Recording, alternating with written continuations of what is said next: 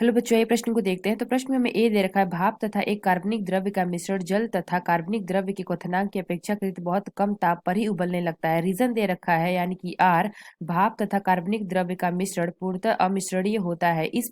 इस प्रकार के तंत्र के लिए कुल वाष्प दाब जल तथा द्रव्य के वाष्प दाबों के योग के बराबर होता है। यहाँ 5 विकल्प दे रखा है, ए, बी, सी, डी तथा ई। आइए मुख्य अवधारणा की चर्चा करते हैं। मुख्य अवधारणा। तो प्रश्न में हमें एक कथन दे रखा है और उसके लिए हमें कारण दे रखा है। तो हमें बताना है कि इस कथन के लिए कारण सही है कि नहीं और सही विकल्प का चुनाव करना है। तो प्रश्न में क्या दे रखा है, भाप तथा एक कार्बनिक द्रव्य का मिश्रण जल तथा कार्बनिक द्रव्य के क्वथनांक की अपेक्षाकृत बहुत कम ताप पर ही उबलने लगता है। तो इसमें क्या होता है, भाप आसवन प्रक्रम में जब हम जल तथा कार्बनिक पदार्थ साथ साथ वाष्पित होते हैं तथा कुल दाब वायुमंडलीय दाब के बराबर हो जाता है।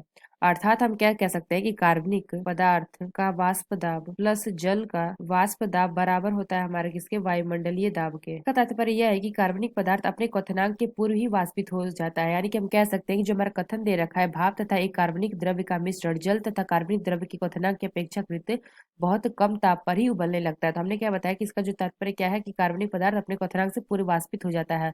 तो हम कह सकते हैं जो हमारा कथन दे रखा है क्या है, सही है यानी कि ट्रू है। इसके लिए कारण क्या दे रखा है, भाप तथा कार्बनिक द्रव्य का मिश्रण पूर्णतः अमिश्रणीय होता है। तो यह कथन हमारा क्या कारण दे रखा है, क्या सही है। जो हमारा भाप तथा कार्बनिक द्रव्य का मिश्रण क्या होता है, पूर्णतः अमिश्रणीय होता है।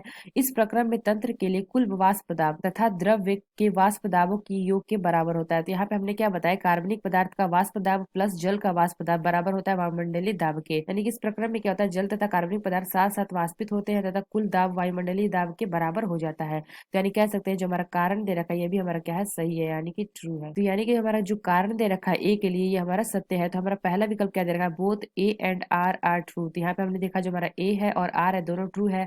और आर जो हमारा है करेक्ट एक्सप्लेनेशन ऑफ ए, यानी कि जो हमारा आर कारण दे रखा है वो ए के लिए सही कारण है। तो हम कह सकते हैं जो हमारा सही विकल्प कौन सा, ए। ए हमारा सही विकल्प होगा। आशा करते हैं आपको समझ में आया होगा। धन्यवाद।